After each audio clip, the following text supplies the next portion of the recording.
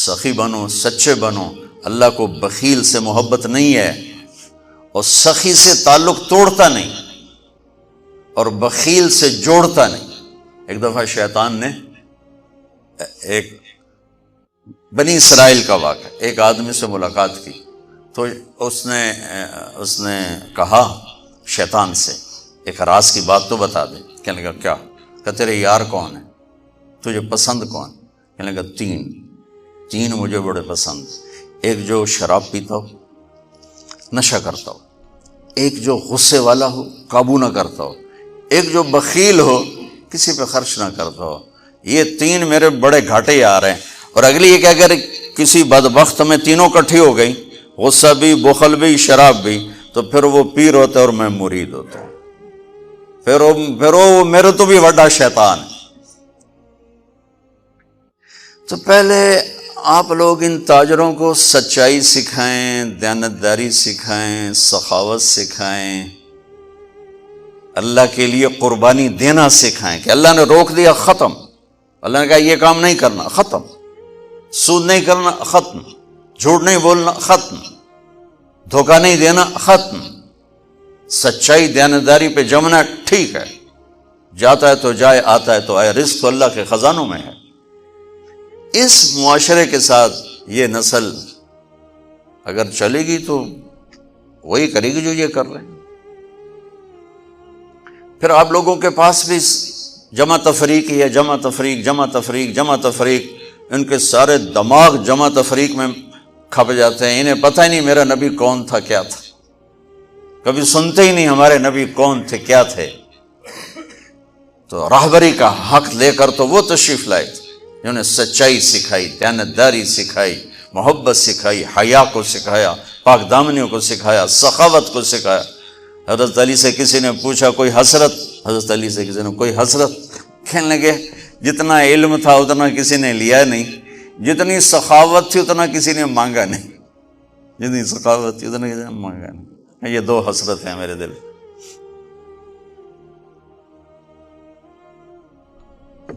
تو اللہ کو سخی پسند ہے، مال خرچ کرنے والا پسند ہے، مالدار ہو۔ اچھا ایک ہوتا ہے بخیل، اللہ کہتا ہے بخیل جہنم کے قریب، اللہ سے دور، لوگوں سے دور، جنت سے دور۔ سخی اللہ کے قریب، جنت کے قریب، لوگوں کے قریب، جہنم سے دور، اللہ کا پیارا۔ جب بنی اسرائیل نے بچھڑے کی پوجا کی تو اللہ نے کہا سب کو قتل کرو، سارے۔ جب سامری پکڑا گیا جس نے شروع کروائی تو اللہ تعالیٰ نے سفارش کی، اے موسیٰ سامری کو چھوڑ دے۔ کہا یا اللہ سامری کو چھوڑ دوں؟ اسی نے تو بچھڑا بنایا، اسی نے تو یہ شرک کروایا، تو کہتا سامری کو چھوڑ دوں؟ تو پتہ ہے اللہ نے کہا موسیٰ یہ کمبخت سخی ہے، اور سخی کو قتل کرنا مجھے اچھا نہیں لگتا، میں نے آپ ہی مار دے گا، تو اس کو چھوڑ دے۔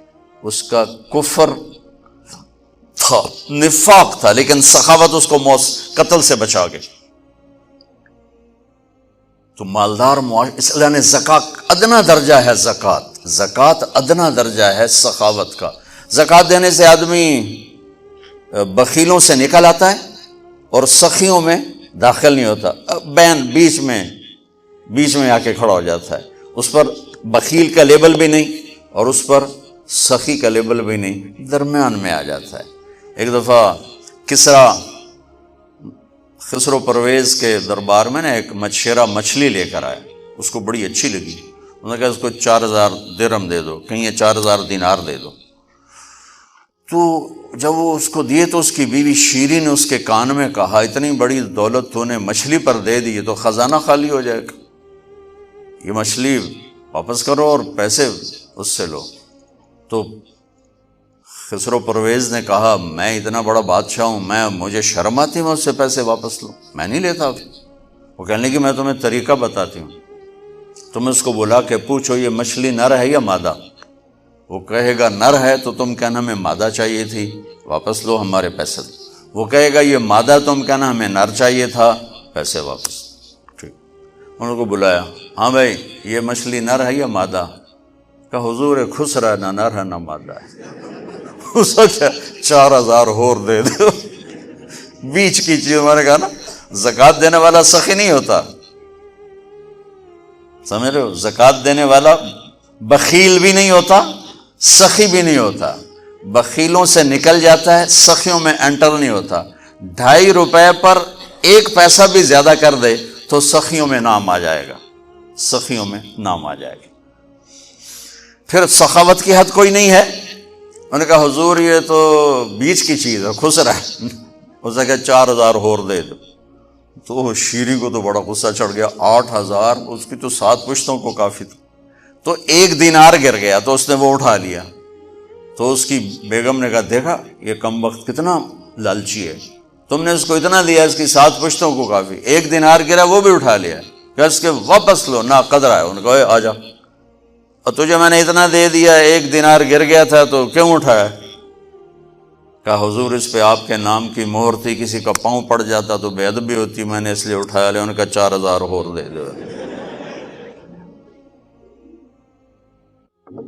تو بچوں ان تاجروں سے کہتا ہوں سخاوت سیکھو، پہلے یہ سچائی سیکھیں، پہلے یہ دیانتداری سیکھیں، پہلے یہ اللہ کو رب مان کر اپنی بنیادوں کو، اپنی تجارتوں سے سود نکالیں، جھوٹ نکالیں، 2 رجسٹر نکالیں، دیانتداری پر چلیں۔ اللہ کی قسم زمین آسمان کے دروازے اللہ تعالیٰ کھول دے گا۔ اور غریبوں پر خرچ کریں کہ اللہ تعالیٰ کو پسند ہے۔ اللہ چاہتا تو سب کو مالدار بنا دیتا، لیکن بعض کا حاجت مند بنایا کہ اللہ کو دینا پسند ہے، اللہ پاک کو محبوب ہے سخاوت۔ ایک صحابی آئے، یا رسول اللہ ضرورت مندوں کو میری مدد فرمائیں۔ تو آپ نے فرمایا ابھی تو میرے پاس ہے نہیں۔ اس نے کہا تو میں لے لیتا ہوں کسی سے، پھر آپ میری جگہ بھر دینا۔ آپ نے کہا ہاں ٹھیک۔ تو حضرت عمر پیچھے سے بولے یا رسول اللہ یہ کیا بات ہوئی، آپ کے پاس ہے آپ خرچ کریں، آپ کے پاس ہے نہیں اور آپ اس طرح لوگ آپ کے نام پہ قرضے اٹھائیں پھر آپ دیتے پھریں، یہ نہیں کرنا چاہیے۔ تو پیچھے سے ایک اور صحابی تھے عبداللہ بن حذیفہ، ان کا یا رسول اللہ انفق ولا تخش من ذی العرش خلالا، یا رسول اللہ خرچ کریں اور عرش والے سے تنگی کا ڈر نہ کریں۔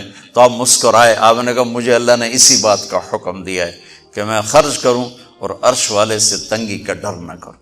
بہرحال بچوں سچ سیکھو، یہ تمہاری، میں درد سے کہتا ہوں کہ ہمارے تعلیمی ادارے نہیں ہیں، کاروباری ادارے ہیں۔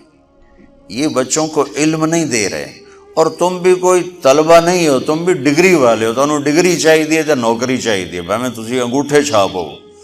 تمہیں علم کا شوق نہیں، انہیں دینے کا شوق نہیں، انہیں بھی کمائی کا شوق ہے اور تمہیں صرف جاب اور ڈگری کا شوق ہے۔ نہ تم میں کوئی علم والا ہے، نہ وہ عشق میں رہیں گرمیاں، نہ وہ حسن میں رہیں شوخیاں، نہ وہ غزنوی میں تڑپ رہی، نہ وہ خم ہے زلف ایاز میں۔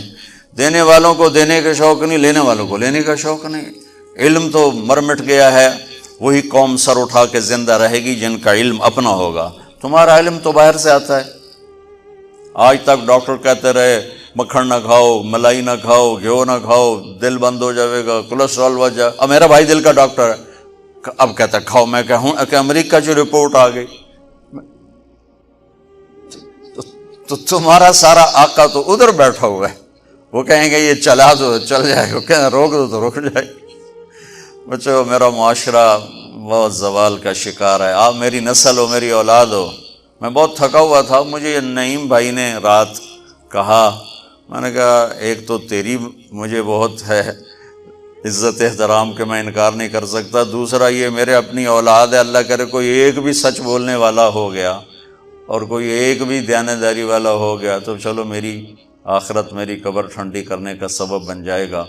جس قوم میں سچ ہوتا ہے انہیں کوئی ڈبو نہیں سکتا، جس قوم میں دیانتداری ہوتی ہے انہیں زوال نہیں آ سکتا، جس قوم میں انصاف ہوتا ہے ان پہ سورج غروب نہیں ہوتا، جس قوم میں ظلم ہوتا ہے، جھوٹ ہوتا ہے، بددیانتی ہوتی ہے، ان پہ سورج کبھی چڑھا نہیں، انہوں نے عروج کبھی دیکھا نہیں، ذلت و پستی کے سوا کچھ نہیں ان کے پاس۔